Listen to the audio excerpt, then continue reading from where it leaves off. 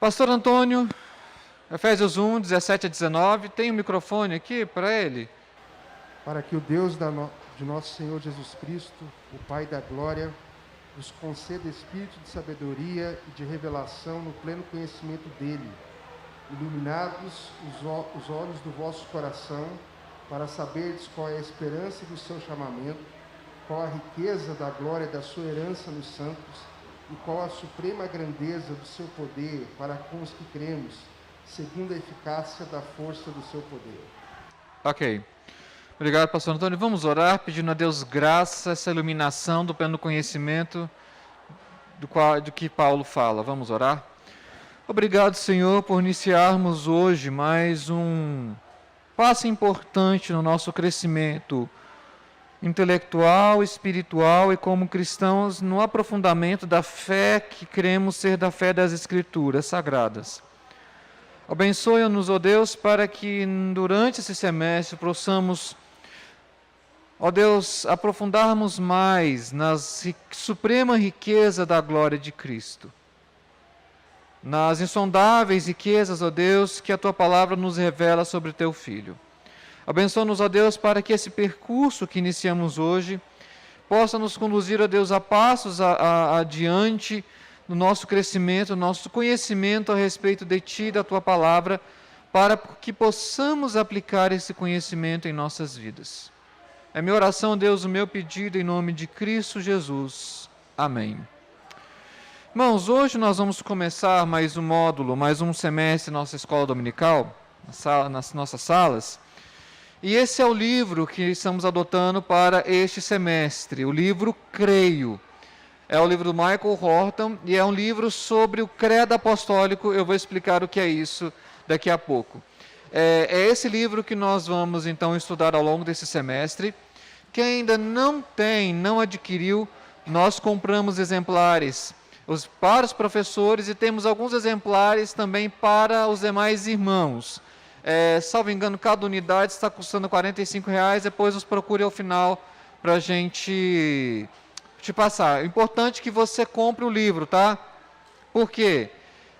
A ideia de ser uma aula, como uma aula em outra sala, é que você faça anotações, tenha o material disponível para que você possa estudar os capítulos ao longo da semana. A ideia nossa aqui, como temos feito em alguns semestres, é de alguma maneira te dar um empurrão, te dar um impulso para o nosso crescimento intelectual e de fé na graça de Deus. Então, extremamente importante, se você puder fazer anotações, comprar o livro, participar das aulas. É sempre bom que no mês de fevereiro o pessoal começa assim no gás. Aí vai chegando ali maio, junho, não sei se é o cansaço do semestre, do período escolar, dá aquela baixada de farol. A ideia nossa é tentarmos manter um ritmo que a gente consiga ter um aprofundamento proveitoso ao longo desse semestre. Tudo bem? Até aqui todos estão aqui comigo? Balança a cabeça só para saber se você está me ouvindo. Ok, ótimo. Eu preciso ter esse feedback seu. Então, e outro detalhe, é uma aula, então você pode e deve participar. Peça ao pessoal, levante a mão para que o microfone chegue até você. E a nossa ideia aqui é explorar o máximo da massa encefálica que você tem. Então, se prepare no sábado para que no domingo você esteja com 100% da sua capacidade intelectual, emocional, espiritual, física, seja lá qual a capacidade que você tiver. Nós precisamos que você esteja bastante em nossa aula, porque o conteúdo está sendo bem pensado, bem preparado, pensando em você e no crescimento da nossa igreja. Ok? Vamos lá. Uma notícia para a gente começar nosso semestre. A divergência sobre a regulamentação da profissão de teólogo leva uma discussão para 2010. Essa notícia é disponível no portal do Senado, que fala de uma discussão em que teólogos de várias denominações e religiões estão discutindo a regulamentação de ser teólogo no Brasil. E uma das discussões é, vamos exigir curso acadêmico ou não? Vamos exigir bacharelado em teologia ou não? Aí teve dois embates. O pessoal, e eu vou falar vou citar nomes, o pessoal da IURJ, da Igreja Universal do Reino de Deus, queria o seguinte, que na regulamentação, uma pessoa que estivesse na igreja durante 5 anos, ela já pudesse ter o título de teólogo. Ela já recebesse a chancela de ser teólogo. Aí você imagina o embate, né? A ala mais histórica, eu digo histórica assim, presbiterianos, batistas, católicos, falaram, aqui não. E aí esse teólogo, esse professor de teologia disse uma coisa importante. Nós rejeitamos veementemente, sem diploma de jeito nenhum, tem que ter preparo acadêmico. Por que eu estou trazendo essa notícia? Se parte do meio evangélico não está tão preocupado com a formação intelectual ou com o conteúdo que esses chamados teólogos vão transmitir e passar à igreja, o que nós esperamos do público em geral? Nada muito otimista, né? E essa discussão que foi lá em 2010, ou seja, há cerca de 12 anos atrás, traz para nós alguns sintomas da nossa época. E se você vai confirmar ou não, a gente pode conversar sobre isso. Se essa é ou não uma tendência da nossa sociedade. O Michael Horton fala que um dos grandes inimigos da igreja temos lugares aqui à direita e aqui à esquerda, mais à frente. Se quiser sentar, fique à vontade. Ele diz uma coisa importante. O primeiro inimigo de uma formação da igreja chama-se o anti-intelectualismo. O que é o anti-intelectualismo? É aquela ideia, não, se eu creio, tá bom, se está certo ou não, está tudo bem. E o Michael Horton fala que esse anti-intelectualismo tem 3 características. Primeiro, ele é arrogante. Não sei se você já viu nas redes sociais. O que você está falando procede mesmo? Você consultou? Não sei, não está, mas também não importa. O importante é que está lá. Eu recebi no WhatsApp. Não preciso checar as fontes, não preciso olhar se aquilo tem um fundamento na verdade. Ele fala que esse tipo de atitude, ao invés de ser uma atitude humilde, pelo contrário, mostra arrogância. Porque a humildade é alguém que fala assim, eu já tive professores extremamente capacitados, mas que diante de algumas perguntas que eles tinham que responder, eles falavam assim, olha, eu não sei, mas eu vou pesquisar. Essa é a postura. Segundo lugar, esse anti-intelectualismo, ele é preguiçoso. Não sei se você já parou para pensar que o trabalho mental, ele é tão trabalhoso quanto o trabalho braçal. Por exemplo, a historinha que eles contam de ilustração de pastor, clássica, que o pastor de uma igreja resolveu pegar a enxada e capinar um lote. Aí um irmãozinho da igreja, claro, queria brincar com o pastor, falou, ô pastor, está trabalhando, né? Porque o pastor estava capinando o lote. Aí o pastor respondeu, não, agora eu estou descansando. O que o pastor quis dizer? O meu trabalho, muitas vezes, é meu trabalho intelectual e mental e emocional. Quando eu vou pegar uma enxada para capinar um lote, é trabalho, mas ali eu estou descansando. Porque existe um trabalho mental, existe um trabalho intelectual, porque existem questões profundas e consistentes da fé bíblica que elas demandam compreensão. Por exemplo, predestinação é um assunto que demanda reflexão e você fica processando aquilo. Se Deus já conhecia o pecado, por que assim Ele permitiu que Adão e Eva pecassem? É uma questão também complicada. Existem várias questões importantes da nossa fé que elas precisam de esforço mental. Por fim, esse anti-intelectualismo, além de ser arrogante, além de ser preguiçoso, ele é estéril. Porque ele não traz consistência e crescimento real. Ele pode se manter por um tempo, mas depois ele se esgota. Por exemplo, se eu te perguntar, uma pesquisa, os norte-americanos gostam muito de pesquisa estatística. Pesquisaram quanto tempo um pastor recém-formado ele consegue durar no ministério ou consegue ter fôlego sem estudar, sem voltar a estudar. Chuta, quanto tempo ele consegue levar o ministério? Eles fizeram a pesquisa. 1 ano. Beneval disse que é 1 ano.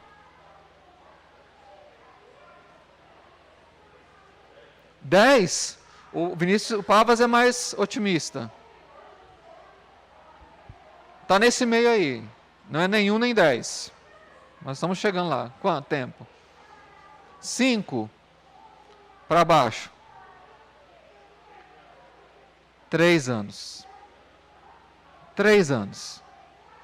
O conteúdo que ele recebeu, a bagagem, a formação, ele consegue levar até 3 anos sem ele fizer essa pesquisa. A partir daí, se ele não estudar, se ele não se esforçar para ter um ritmo de estudo frequente, ele não dá conta das demandas do ministério. Ele não consegue lidar com aquelas demandas. Eu acho que isso vale para outras profissões, né? Fico pensando na área do direito, que você tem legislações constantes, códigos complexos. E aí, o que acontece? O Michael Horton ele fala uma coisa importante. Por que no evangelicalismo nós temos uma superficialidade tão grande? Porque há, no meio evangélico, essa anti-intelectualidade. Veja bem, nós não estamos defendendo o intelectualismo, pastores que só sejam acadêmicos. Mas, por outro lado, precisa ter estudo, precisa ter aprofundamento, e isso vale para a igreja também. Outro sintoma da nossa época, eu dei o nome, não é do livro, antidogmatismo, mais ou menos o seguinte: nossa, estudar doutrina, para que estudar doutrina? Porque a palavra doutrina, para alguns, sempre tem um sentido negativo, né?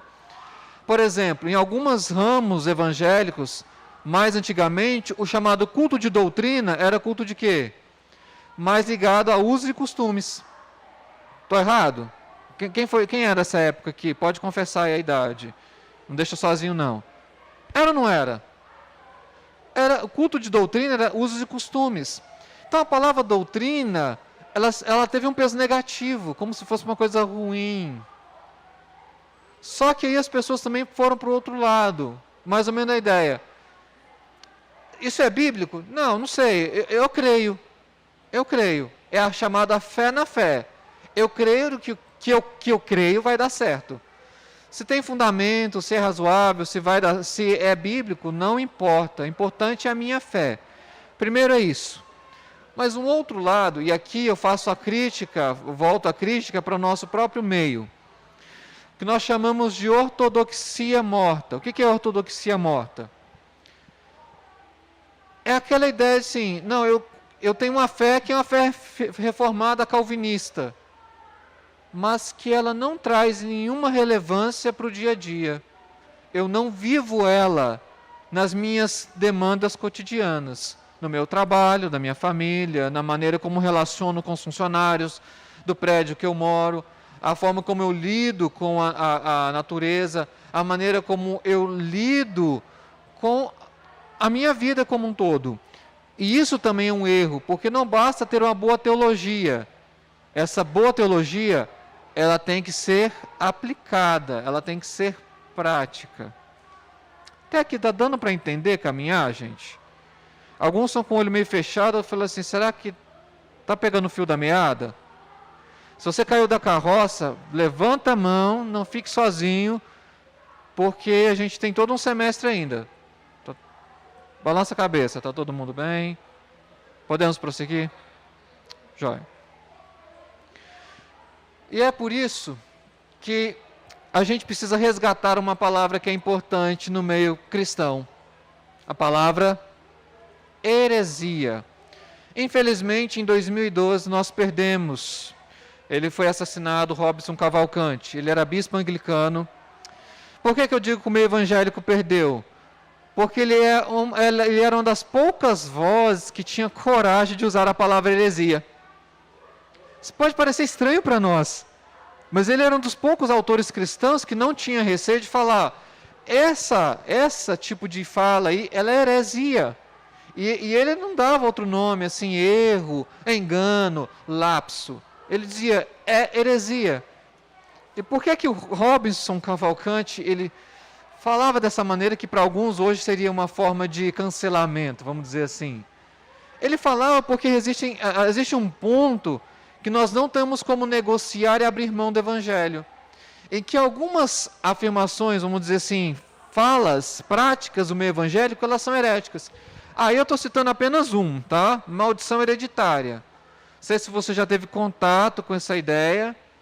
ou com essa afirmação, vou te explicar, e talvez você vai lembrar de alguma mensagem de alguém que falou que você teve que quebrar alguma maldição na sua vida. Mais ou menos era o seguinte: maldição hereditária são pecados hereditários ou demônios que prosseguem numa família de geração após geração. Ou seja, o avô era alcoólatra, então se o filho é porque não houve uma quebra da maldição. Havia um demônio do alcoolismo que estava na vida do avô, passou para o filho, que depois passa para o neto, se não houve uma quebra de maldição.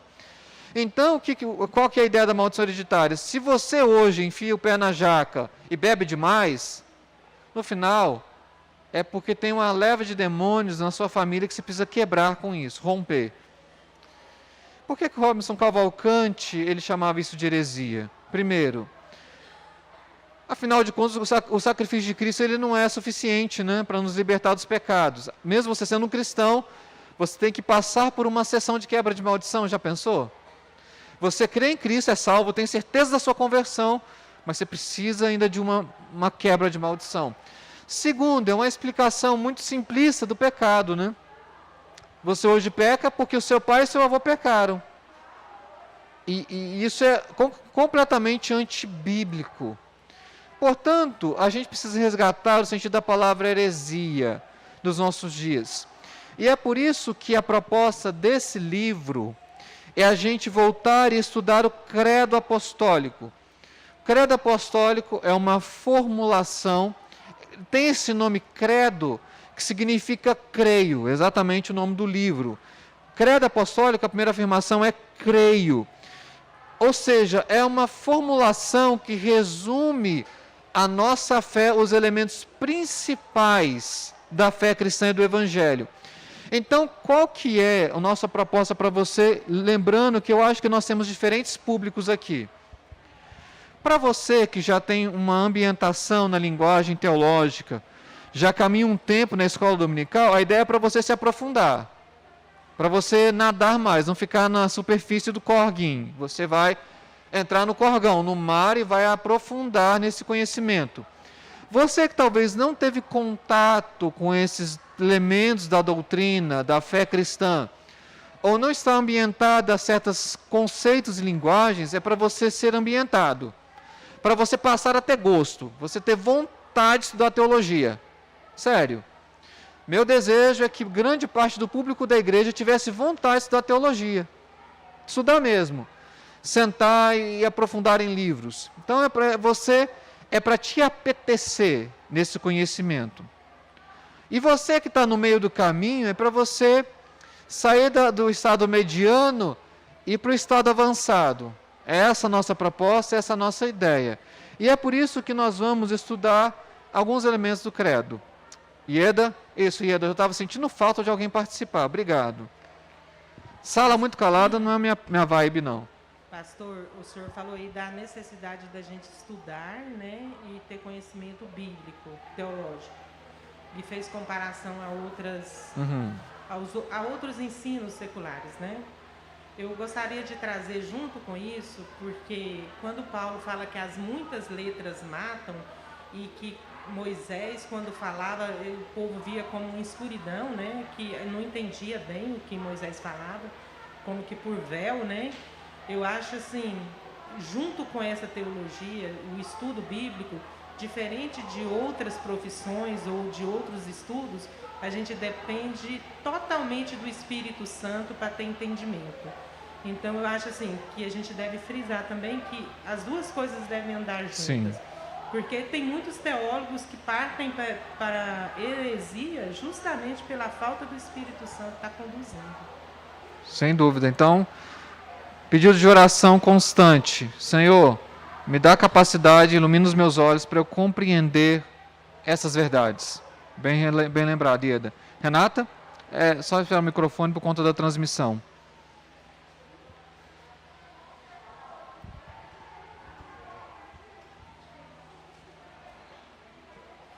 Bom dia, pastor. Bom dia a todos.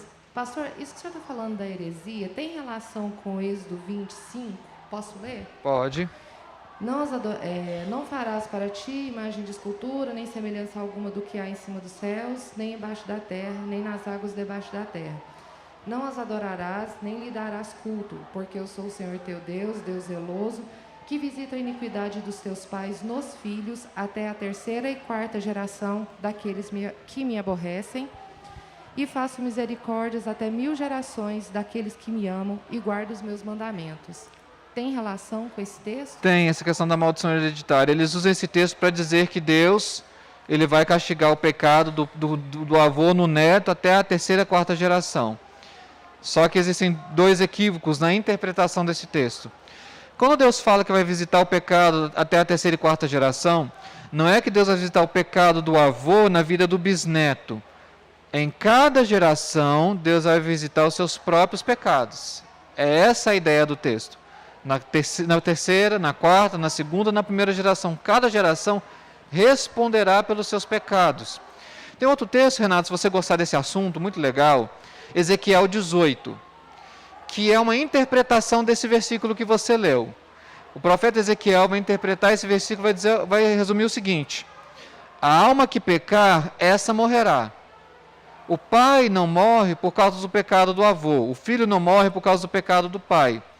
E o profeta Ezequiel, Deus, pelo meio do profeta, vai dizer uma coisa importante. Existem pais santos que têm filhos iníquos, existem pais iníquos que têm filhos santos. As 2 realidades.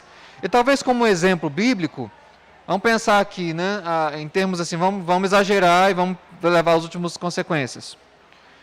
O rei Ezequias, que a Bíblia fala que foi um homem mais reto de coração, mais inclusive que Davi, o filho dele era chamado Manassés, que foi um dos reis mais ímpios da história de todo o povo de Deus, tanto o reino do sul como do norte. Manassés, depois ele foi convertido, ele se arrependeu, mas ele cometeu pecados graves. E o pai dele era um homem reto. Tivemos um pai reto com um filho iníquo. Será que existe o oposto? O pai de Josias também era um rei iníquo, mas o rei Josias foi um rei que tentou ser reto diante de Deus. Então a gente vê os 2 exemplos. Não é que o pecado do pai passa para o filho ou para o neto. Deus visita cada geração. Cada um de nós, perante Deus, individualmente, é responsável pelo próprio pecado.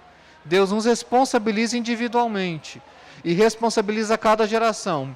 Seria injusto da parte de Deus que eu pecasse e seja condenado, castigado pelo pecado do meu avô. Não faz sentido. E muito mais aberrante dessa questão da maldição hereditária é como se fosse uma transmissão de demônios. Se recebe demônios de herança. É complicado. Mas leia depois Ezequiel 18, vai responder esse texto que você leu, Êxodo 20. Sim, Robson? Pastor, o simples fato da gente estar estudando isso aqui hoje, para mim, é sinal que aquilo lá em 2010 pode não ter passado na lei, mas efetivamente é o que acontece, porque pastores mal formados geram ovelhas mal formadas também. Então, isso pode não ter implementado a lei, pode não ter aprovado, não sei se aprovou. Mas esse é o fato que a gente está discutindo isso aqui hoje, aqui é o que a mídia manda, é o que está na mídia hoje, é esse tipo de assunto aí, que é o que interessa grande parte do povo hoje que se diz cristão, é esse tipo de assunto, é quebra de maldição hereditária, esse tipo de coisa. A gente tem que perdoar Deus. Também tem essa ideia aí, muito complicada, né? Tem o caso da mídia, que é muito forte. E um detalhe, Robson, só fazendo um contraste. Em 2010 nós ganhamos a batalha legal, a batalha jurídica, não passou. Mas a gente perdeu a batalha cultural, a batalha eclesiástica. Por outro lado, há evangélicos que querem ganhar batalhas jurídicas em relação a várias pautas que são propostas no nosso país, mas eles não param para pensar que a batalha cultural já foi perdida. Percebe o contraponto? Eu concordo com você, a gente ganhou na batalha jurídica, no outro plano realmente passou, já era aplicado e continuou sendo ainda mais aplicado, bem lembrado. Todo mundo aqui? Por que o credo ele foi afirmado, foi estabelecido? A gente vai falar do credo, vai mostrar o credo no final. A igreja, quando ela tinha matérias em que haviam ensinos diferentes, lá antigamente a igreja se reunia em concílios. O primeiro concílio que foi convocado para dizer o seguinte: espera aí, o que é a verdade do Evangelho? O que é erro? O que é heresia? E o que é a fé bíblica? Foi esse chamado Concílio de Nicéia. Por que o concílio foi convocado, entre outras coisas? Havia um ensino que estava sendo divulgado no meio das igrejas, de forma geral, com muita força, chamado arianismo. Eu vou explicar o que é esse arianismo. Se você tiver um papel para anotação, anote. São conceitos e palavras que você não teve contato, mas eu tenho certeza que você já teve contato com essas ideias. Não com o nome, mas as ideias da heresia, ela você já teve. Só um detalhe: de modo geral, não existe heresia nova, tá? Não existe heresia nova. É heresia antiga com a nova roupagem. Ela vem com uma carinha mais bonita, diferente e atualizada, mas a maioria das heresias hoje em dia, elas já têm uma origem lá atrás e hoje elas mudaram um pouco de cor. O que é esse arianismo? E você precisa prestar atenção, porque essa ideia ainda está circulando hoje em dia. Primeiro, que Cristo, na verdade, ele foi criado por Deus Pai. Ele é uma criatura como eu e você. Ele tem um status acima do nosso, mas que, na verdade, o Filho, ele é a criatura do Pai. Ele não é eterno, ele não foi sempre Filho. Ele teve uma origem. Você pode pensar, não, é interessante essa ideia, né? Que diferença faz? Vamos chegar lá. Segue aqui o mistério dessa heresia. Segura aí o mistério, varão, para você entender. Ó. Segundo, que o filho foi gerado pelo pai. Se ele é filho e tem um pai, qual que é a lógica? Não, o filho foi gerado pelo pai. Mas, e aqui que vem a sutileza e nas sutilezas que a gente pega o problema da heresia. O filho não tem a mesma essência, o mesmo caráter que o pai. Igual, o filho não é Deus como o pai. Pergunto para você, que diferença isso faz para mim e para você? Se Cristo, o Filho, ele tem simplesmente uma diferença do Pai. Ele não é Deus como o Pai. Que diferença isso faz? Vamos falar em termos teológicos, depois eu vou falar em termos práticos. Pensa aí, que diferença isso faz para nós? Eu vou deixar você pensar, não vou dar essa resposta de cara não. Pavas, cadê o microfone? Pavas aqui à frente.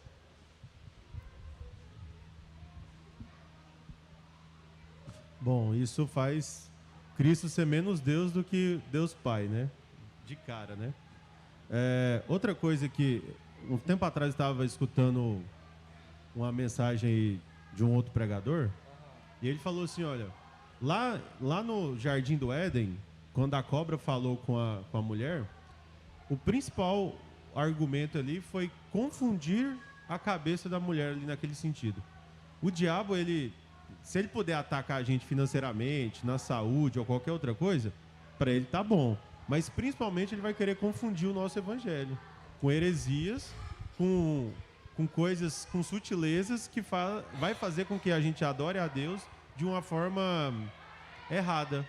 Ou então que a gente tenha o conhecimento de Deus de uma forma errada, que não é o correto aí nesse sentido. A gente pode até falar, uma vez a gente trocou uma ideia sobre hierarquia.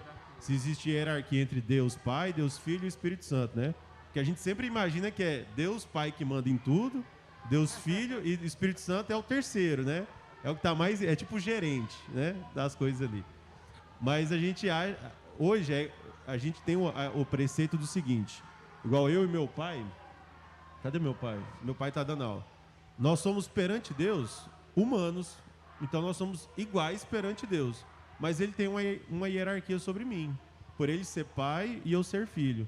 Talvez seja também uma questão dessa, que muita gente confunde, né? Essas heresias. Isso, excelente, Pavas. Que a principal estratégia de Satanás não é atacar essas questões, como você falou, financeira e saúde. O livro A Cartas de um Diabo a Seu Aprendiz, o C.S. Lewis, diz exatamente isso. O principal propósito de Satanás é enganar a mente, porque enganando a mente, o coração, ele consegue qualquer coisa. Já parou para pensar nisso? Foi a partir do engano do coração que ele conseguiu que Adão e Eva caíssem. Então, primeiro, segundo. Segundo ponto que você falou é fantástico, Pavas. É que é exatamente essa nomenclatura que nós usamos, que elas precisam ser melhor compreendidas para que a gente possa adorar a Deus da maneira correta. Porque lembra o que Satanás propôs a Cristo? Se prostrado me adorares, o que ele falou que ia fazer? Te darei todos os reinos. É isso que ele quer. E vejam bem, então, primeira coisa, se você não crê corretamente, você não adora corretamente. Se o arianismo fosse verdade, você não poderia orar em nome de Jesus. Afinal, ele não é Deus, o que ele vai poder fazer por você? Você não poderia ser perdoado nos seus pecados. Porque, afinal, é só Deus que perdoa pecados. Se Cristo não é Deus, como é que ele pode te perdoar? Percebem? Que tem uma série de coisas que vão no pacote da heresia. Então, essa heresia ela estava com muita força nas igrejas. E por que a heresia ela tem muita força? Alessandro, e eu vou explicar. Ah, tem pergunta no YouTube? Mostra aí para nós então, Dinho. Ou vai dar não? Então fala aí a pergunta. Depois o Alessandro aqui na frente.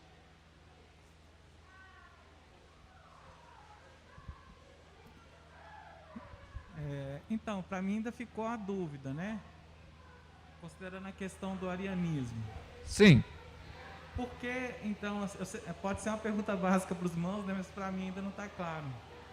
Mas por que pai e filho? Né? Porque a gente tem essa relação entre nós aqui, né? Tem um sentido, né? Dentro da nossa sociedade. Mas por que classificação pai e filho? Ok, isso é interessante para a maioria do nosso público aqui. Beleza. Alguns pontos rápidos, Alessandro. Primeiro, Deus se revela numa forma que nós possamos compreender. A relação entre as três pessoas da Trindade é uma relação que transcende muito a nossa capacidade de captar todos os elementos, porque eles são seres infinito, profundo em sabedoria e insondável. Então, quando Deus se revela de uma maneira que a gente possa compreender. Então, por que tem a nomenclatura Pai, Filho e Espírito Santo? Para nos dar um lampejo, sabe? Uma entrada de como é a relação entre as três pessoas da Trindade. Por isso elas são reveladas com esses nomes. Primeira questão é essa. Segundo, para mostrar as diferentes funções e não essências. Deixa eu explicar isso. Uma coisa é, por exemplo, você tem uma diferença de função. Por exemplo, lá no seminário, eu sou professor. O pastor Natsan, ele é coordenador pedagógico. Nós dois somos pastores.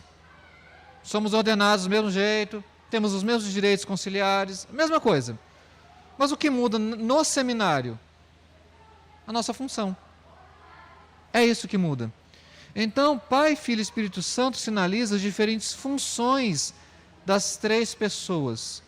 Como elas atuam em coisas diferentes. Por exemplo, resumido, o Pai é o que estabelece o plano da salvação. O Filho, ele executa o plano da salvação. E o Espírito Santo aplica. De outra maneira, quem decretou o percurso da salvação foi o Pai. Mas quem foi lá efetivamente morreu foi o Filho. Não foi o Pai, não foi o Espírito Santo. Mas como o Filho está junto ao trono de Deus, quem é responsável por aplicar a obra de Cristo feita lá em cada um dos nossos corações? O Espírito. Deu para perceber? Não é que uma função é mais importante que outra, são funções diferentes. Então, essa distinção é para nos dar uma ideia de como a Trindade opera. Nós já passamos por isso em teontologia. Se você quiser, eu acho que tem um livro ali ainda, O Ser de Deus e os Seus Atributos. É o que eu te recomendo para lidar com essa dúvida e outras, mas a dúvida é pertinente. Então, deu para entender por que da distinção? Por que das nomenclaturas? Por que é Pai, Filho e Espírito Santo? Se eu tivesse um quadro aqui, eu ia desenhar para vocês, porque fica mais fácil. Mas a partir da semana que vem nós teremos um quadro branco, se Deus quiser. Então aí vai ficar mais fácil. Dinho, manda lá. Silene pergunta: no arianismo, Jesus não seria 100% Deus? Exato. Ele não seria 100% Deus, ele seria um semideus. Mais ou menos como Hércules na mitologia grega e outros. Isso para nós traz um certo problema, né? Muitos problemas. Se Cristo não é Deus, então o que ele pode fazer? Qual a função dele? Então esse é o perigo do arianismo. Pergunta: o arianismo teve o concílio de Nicéia em 325, a igreja refutou o arianismo. O arianismo acabou, deixou de existir ali, a igreja teve paz. Correto? De jeito nenhum. Deixa eu te falar, heresia é igual erva daninha. Você vai lá e cata tudo na horta. O que acontece daqui a 2 dias? Tem mais um tanto de planta lá. Se você deixar daqui uma semana sem arrancar, o que acontece? Cresce, sufoca. Então, o arianismo perdurou. Por que ele perdurou? Primeiro, porque tinha muitos bispos que eram arianos. Muitos. Segundo, porque alguns desses bispos eles eram influentes na igreja, eles tinham uma boa relação com os imperadores, então os imperadores politicamente mantinham esses bispos, mesmo sabendo que eles estavam errados teologicamente, porque eram mais ou menos assim, parceiros políticos. Qualquer semelhança com os nossos dias não é mera coincidência. Tá? Terceiro, porque a heresia sempre tem um caráter coletivo. Mais ou menos o seguinte: para você ensinar alguém a verdade bíblica correta, leva tempo, um processo de maturidade. Agora tem gente que acredita na heresia assim, ó, rapidinho. Então heresia não é uma coisa de um bispo, de 2 bispos, mas é alguma coisa que a igreja compra, fomenta, transmite, reproduz. E isso vai passando, pessoa após pessoa. E é por isso que eu trago aqui a frase de um cara, ele não é teólogo, ele não é necessariamente cristão, mas porque eu fico pensando, por que heresia? Tanta coisa errada, tem tanta adesão e tanta influência no meio evangélico hoje. Para mim esse cara responde, ele fala o seguinte: a heresia em efeito é objeto de politização na mesma medida em que a política é objeto de heretização. O que ele está dizendo para nós? A heresia, para ela perdurar, ela tem que assumir um caráter político. Ela vai para a frente política. E isso no nosso país é verdade também.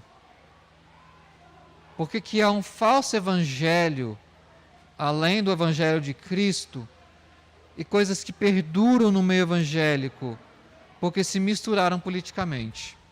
Eu não vou entrar mais nesse ponto, porque eu sei que é um ponto sensível, extremamente sensível da nossa sociedade, ainda mais esse ano. Mas grave uma coisa e anote: heresia sobrevive porque tem alguém politicamente interessado nela. E um político pode se valer da heresia para se preservar. As duas coisas juntas, tá? Então, esse é o problema dessa heresia. E é exatamente por isso que o Michael Horton diz uma coisa essencial. Como eu e você vamos nos posicionar, como eu e você vamos poder lidar com essas ideias? 3 coisas. Primeiro, a gente tem que conhecer melhor a nossa fé bíblica. A gente conhece muito pouco. Sério, eu falo a gente de forma geral. Se for olhar na média dos cristãos, membros da igreja, vamos falar das igrejas históricas. A média de livros que leem por ano, ou livros dedicados à área da teologia, é muito pouco. É ínfimo. É ínfimo. Sério. Eu acompanho pessoas das mais variadas vertentes nas redes sociais, especialmente no Instagram. Pessoas da área da literatura, da psicologia, claro, da história, do direito. Eu fico abismado com a dedicação dessas pessoas às suas áreas. E às vezes não vê que os cristãos têm esse mesmo desejo, a mesma pegada, a mesma vontade. Ou seja, eles estão mais interessados em se aprofundarem em conhecimentos que não geram a eternidade, que não nos conduzem à eternidade, do que nós. Mas sabe o que é mais interessante? Veja bem, nós, cristãos, admiramos pessoas que se aprofundam em conhecimentos que não conduzem a Deus. Nós que temos o conhecimento e podemos ter acesso ao conhecimento que nos conduz a Deus, que nos fala mais de Deus, nós não estamos nem aí. Não é alguma coisa estranha? Eles têm mais prazer no conhecimento que não conduz à fonte da eterna verdade do que nós temos. Então, a gente precisa virar a chave. E como é que a gente vira a chave? Se aprofundando. Sério, se aprofundando. Entendendo que a escola dominical é um dos momentos mais importantes da sua semana. Entendendo que você adquirir material de boa qualidade no meio cristão, vale a pena o investimento em você, na sua fé e na sua eternidade, na sua vida. É isso que a gente tem que começar a virar. E a partir desse momento, detalhe interessante, a igreja se torna relevante na sociedade. Porque os cristãos vão assumir a vanguarda da intelectualidade, da academia e das ações. É esse o projeto, é esse o caminho. Não é só você falar, não, beleza, agora eu estou me tornando melhor teólogo. Não é isso. É você se tornar um melhor jurista, aprofundando na teologia. Você se tornar um melhor vendedor, se aprofundando na teologia. Você se tornar um melhor economista, aprofundando na teologia. O melhor biólogo, melhor historiador, melhor advogado, em tudo. Essa é a ideia. Você consegue perceber isso? O potencial que a igreja tem de ter pessoas em todas as áreas, que se elas se aprofundassem nesse conhecimento, elas seriam a ponta, seriam a cabeceira da pensante do nosso país. Ao invés de nós reclamarmos que outras linhas têm tido a vanguarda, a gente tem que assumir a vanguarda. Mas para fazer isso de forma ativa, a gente tem que se aprofundar na nossa fé bíblica. Primeira coisa. Segundo, no nosso tempo, a gente tem que conhecer o nosso tempo. Você pode pensar, pastor, mas aí isso leva uma vida, né? Realmente, leva uma vida. Mas esse é o nosso desafio. Como é que a gente conhece o nosso tempo? Conhecendo melhor a nossa sociedade. O que as pessoas estão pensando? O que elas estão consumindo? Por exemplo, só um detalhe. Depois vocês podem confirmar, tem irmão da igreja que trabalha no ramo de livraria. Uma das literaturas que é extremamente consumida hoje é a literatura estoica. Não sei se você ouviu falar dos estoicos. Por quê? No contexto de pandemia, entre outros, as pessoas querem procurar um alívio, a tranquilidade para o seu coração. Aí você fica pensando, tem um detalhe errado aí, a gente tem essa resposta. A gente não precisa ir nos estoicos, não quer dizer que a gente não pode ler. Mas a gente tem um Cristo que falou, vinde a mim, todos vós que estáis cansados e sobrecarregados, e eu vos aliviarei. Ora, então se a gente quer oferecer paz de espírito e tranquilidade para as pessoas, elas têm que conhecer mais a Cristo. Se conhecendo mais a Cristo, elas vão chegar nesse alvo. Mas elas estão consumindo o estoicismo. Ieda? Então, pastor, eu ia tocar bem nesse assunto. Quando você oferece um livro teológico para a pessoa ler, tipo assim, ela tem uma dúvida, ela chega até em você e tal, aí você fala assim, eu vou dar um exemplo clássico, por exemplo, doença. Aí a pessoa fala assim, a pessoa é cristã, né? Ela fala assim, por que Deus fez isso comigo? Por que Deus permitiu isso na minha família, né? Aí você vai com ela para o lado teológico, mostrando que Deus é soberano e tal. Essa pessoa prefere um livro de autoajuda, entendeu? Do que conhecer Deus na sua essência e saber da soberania dele para realizar as coisas. Então, o maior nível de consumo hoje no meio evangélico também é livro de autoajuda e não livro teológico. Sim. As pessoas têm preguiça de ler livro teológico, porque é muito maçante, é muito difícil, sabe? É preguiça mesmo. É preguiça. Comer um mingauzinho, né? Já fala assim, faz assim. Vamos dar os nomes, né? Preguiça. Bem colocado, Ieda. Bruno lá atrás. Até chegar Ali, na mesa de som. Pastor, o credo apostólico ele foi redigido de maneira conciliar. Não foi um concílio local, mas foi, enfim, tentar abarcar o máximo de igrejas possíveis para redigi-lo. Hoje é muito difícil ter esses concílios conciliares.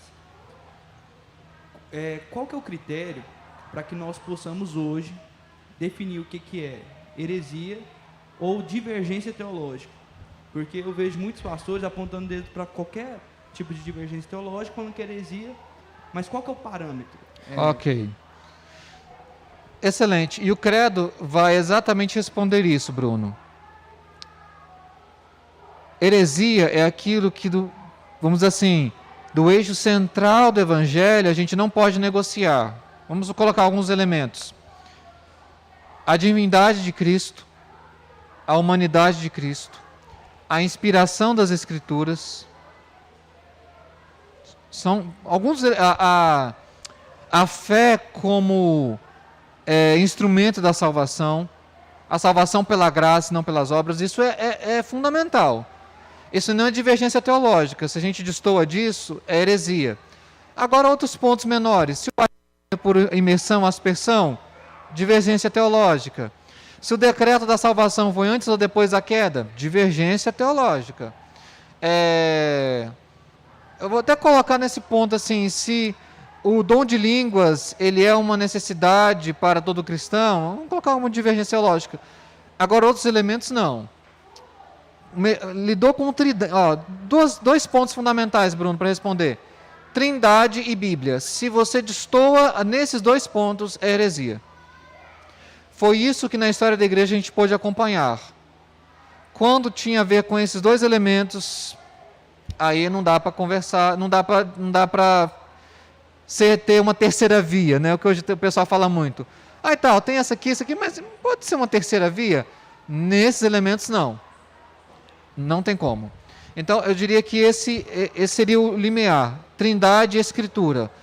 Se essas duas coisas você tocou ou destoou delas, é heresia, não é divergência teológica. Trazendo aqui um de um livro que me virou a cabeça, sobre o C.S. Lewis. Ele falando sobre o desejo. Porque a gente sempre ouve que o nosso desejo ele é ruim, né? A gente contém os nossos desejos. Mas C.S. Lewis diz uma coisa que é ao contrário. Ele diz assim, nosso Senhor acha que os nossos desejos não são muito fortes, mas muito fracos. Somos criaturas de meio coração, brincando com bebida, sexo e ambição.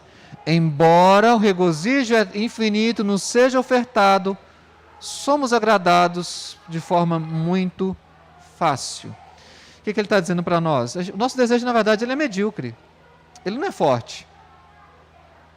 O infinito nos é oferecido o conhecimento dele, as insondáveis riquezas de Cristo, mas a gente se contenta com o pouquíssimo.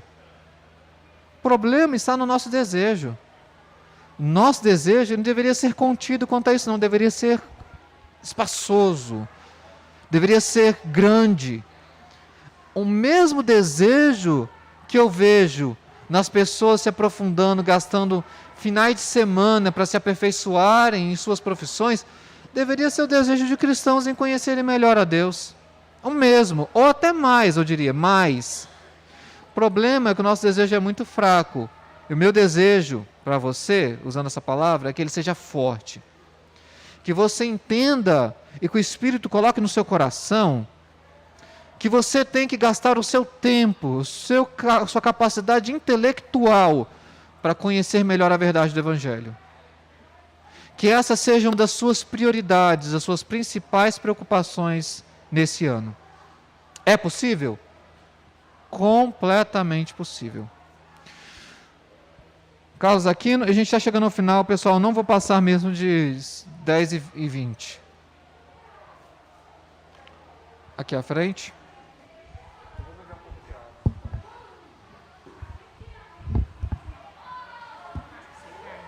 Pastor, eu faço parte de uma família que é bem diversificada em questão de crença, né? Aí, eu acho que é importante salientar que a gente vai estudar o credo e tem pessoas que acham que o credo, para o presbiteriano, é um complemento da Bíblia. Então, eu acho assim, é bom explicar isso aí, porque às vezes tem pessoas chegando na igreja que pode achar que também a gente crê no credo como sendo parte teológica mesmo, né? Excelente. Excelente. O credo, ele é um resumo da nossa fé. Ele não complementa a Bíblia, ele não é um substituto da Bíblia, é apenas um recurso didático para você ver o que é o principal daquilo que eu creio. Está no credo. Tá? A gente vai recitar o credo todas as aulas, se Deus quiser, ao longo desse semestre. Carlos Aquino? Pastor, uma coisa interessante, vou falar 2 assuntos. Eu e a Miranda chegamos aqui 7h30 e nós estávamos olhando a disposição do pessoal fazendo caminhada pela manhã aqui no Parque Flamboyante, debaixo de chuvesqueiro. Chovendo e toda a disposição, a alegria. E a gente vê e a falta de procura da igreja. Se pode estar no lazer e estar buscando o conhecimento de Deus. Apesar da minha situação de saúde e outros problemas mais, a gente não tem frequentado assiduamente. Mas lá na internet nós temos seguido a igreja, acompanhando. Lembrando o tempo passado, eu passei por várias crises e comecei a ler a Bíblia toda. Cheguei a ler a Bíblia 14 capítulos por dia ou 2 horas, porque tem uns capítulos grandes e outros pequenos. Se completasse 2 horas, leria até ali. Se não fosse, lia 14 capítulos, 2 meses e 28 dias. E fiz isso por 3 anos. Para mim foi uma das melhores coisas para entender os planos de Deus. E uma resposta clara para todos nós, que não estamos estudando teologia, que não estamos buscando os livros teológicos, seria ler a Bíblia e as necessidades de procurar na Confissão de Fé de Westminster.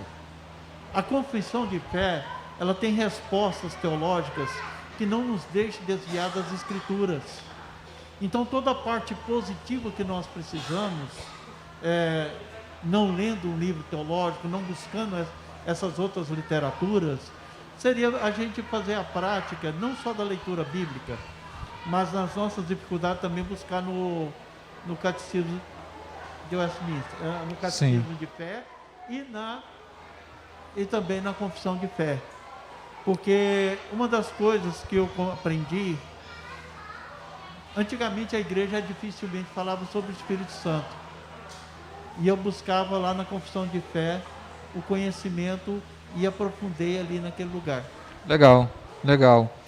E é por isso que a gente vai recitar. O Jonatas também levantou a mão. Aí depois nós vamos recitar aqui o credo como fechamento da nossa aula aqui. Lembrando que o credo, ele foi também pensado para as crianças, tá? Ele tem uma forma didática de repetição pensando nas crianças. Então ele pode e deve ser ensinado aos nossos pequenos. Olha lá, Jonatas. Pastor, eu só queria abordar 2 perguntas que eu achei interessantes ao longo da aula. E aí queria dar minha contribuição, se o senhor... Claro, à vontade. Uma foi a pergunta da Renata sobre o Êxodo 20, os versos de 4 a 5, né, e o versículo 6. Ele tem uma cláusula que deixa bem claro que se a pessoa se arrepender, aquilo aquela maldição não passa de pai para filho, né, que é aquela parte que fala daqueles que me aborrecem. A gente lê isso e pensa que a pessoa que pecou, o avô que pecou é que aborreceu. Não, o avô pecou. Se a próxima geração continuar aborrecendo a Deus, aí Deus vai infligir castigo àquela geração. E inclusive é interessante que é de 3ª e 4ª geração, porque é um castigo para aquele que pecou inicialmente. Ele está vendo acontecer, né? Então isso não acontece na bênção. A bênção é até 1000 gerações, né? Então é daqueles que me aborrecem. Então, se arrepender dos pecados, não tem. Se aceitar Jesus como Salvador, não precisa quebrar a maldição hereditária. Excelente. E a segunda?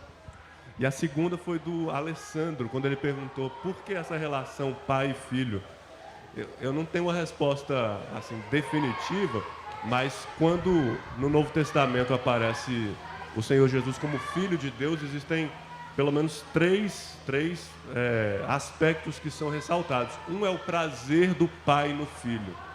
A gente que é pai sabe do prazer que nós temos nos nossos filhos, né? De vê-los crescer, vê-los atingir degraus de maturidade, né? Então esse é o prazer, né? Esse é o meu filho amado em quem eu me comprazo. O segundo e essa talvez seja o foco dos credos, né? É a ideia de que o Senhor Jesus é da mesma natureza do Pai, mas ele se submeteu à vontade do Pai voluntariamente. Essa relação é a relação filial, e isso o credo ressalta. Sim. Mas existe um terceiro aspecto que é importante para a nossa salvação, que é a ideia de herança. O Senhor Jesus, sendo filho, é herdeiro de Deus. E como ele é filho verdadeiro, né, gerado da mesma natureza do Pai, nós que somos unidos a Cristo, nos tornamos co-herdeiros com ele. Excelente, Jonatas. Fechou com chave de ouro a nossa aula. Última contribuição. Eu não sei o seu nome, pode apresente-se, pode fazer a pergunta, por favor.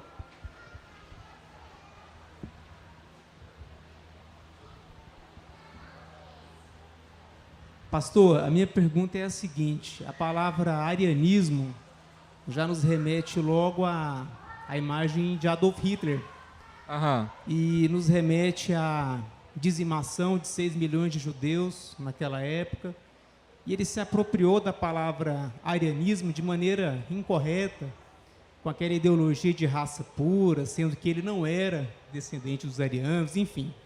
A minha pergunta para o senhor é a seguinte: na sua visão teológica, os judeus foram exterminados ali como expiação dos seus pecados, pelas atrocidades que eles cometeram ao longo do tempo, depois da diáspora, enfim, ou realmente era um plano de Deus para realmente unificar o seu povo num território geográfico, Israel hoje em dia? O que o senhor pensa? Qual que é a sua visão teológica sobre essa questão da dizimação dos judeus naquela época e de Hitler ter usado esse termo arianismo para perseguir os judeus? Ok. A gente poderia ficar respondendo essa pergunta até meio-dia.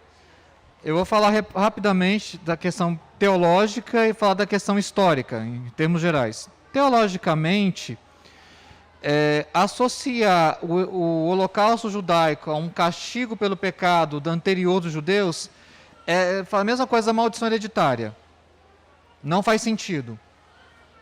Existem razões históricas, contextuais daquele período da ascensão do nazismo, que foi a efervescência de um antissemitismo e de uma atribuição de toda a miséria da Alemanha naquele contexto aos judeus. Do ponto de vista histórico, porque eu também sou historiador, a psicologia do fascismo, do nazismo, sempre tenta achar um inimigo comum. O que aconteceu? No período entre guerras, Primeira, Segunda Guerra, a Alemanha passou por profundas transformações e profundos problemas econômicos, entre outros. Por isso, a política de Estado que surgiu foi atribuir a esses judeus a culpa pela miséria alemã, sendo que as razões eram mais complexas. O pacto, o Tratado de Versalhes, depois procura na internet, foi extremamente prejudicial para a Alemanha e trouxe profundas dificuldades. Então, eu diria, do ponto de vista teológico, nem é para expiar o pecado, nem é uma maldição de gerações judaicas anteriores. É um sentimento antissemita que, na verdade, você tem como fazer um percurso histórico de vários períodos em que esse sentimento ele efervesceu. Um outro caso, se você quiser também pesquisar, a gente pode conversar depois sobre isso, o caso de Fernando e Isabel, reis da Espanha. Houve também uma grande perseguição judaica. Eu diria em termos gerais o seguinte: o holocausto judaico ele é uma demonstração clara da depravação de quanto a natureza humana, sem a redenção, ela é cruel. Ela se sistematiza, se sofistica para cometer as piores coisas contra o próprio ser humano. Do ponto de vista teológico, é isso. A gente vê o holocausto judaico como um dos exemplos históricos mais claros do que é a depravação do homem. Então não há uma relação direta com expiação do pecado nem maldição anterior. Eu vou abrir para a última pergunta, vamos recitar o credo, gente, porque as crianças já saíram das suas salas, o pessoal já me pediu para ter o horário. Vai lá, Dinho. Na verdade, não é uma pergunta, é a contribuição do reverendo Natsan. Ele fala o seguinte: alguns ainda pensam que o credo apostólico é uma reza da Igreja Católica. Por causa disso, muitos evangélicos não conhecem o seu conteúdo, que ajuda a eliminar heresias destruidoras. Excelente. Não é uma reza, mas é um resumo da nossa fé. Falando nisso, não sei se você já recitou alguma vez na sua vida. Se você não recitou, agora você vai recitar, e todo domingo que você vier, a gente vai questão de... Vamos recitar o credo apostólico, então, que está aqui bem fácil para todos nós. Contar até 3, as crianças também que estiverem presentes, já souberem ler, podem recitar. Creio em Deus Pai, Todo-Poderoso, Criador do céu e da terra. Creio em Jesus Cristo, seu único Filho, nosso Senhor, o qual foi concebido por obra do Espírito Santo, nasceu da Virgem Maria, padeceu sob o poder de Pôncio Pilatos, foi crucificado, morto e sepultado, ressurgiu dos mortos ao 3º dia, subiu ao céu, está sentado à direita de Deus Pai Todo-Poderoso, de onde há de vir para julgar vivos e os mortos. Creio no Espírito Santo, na Santa Igreja Universal, na comunhão dos santos, na remissão dos pecados, na ressurreição do corpo, na vida eterna. Amém.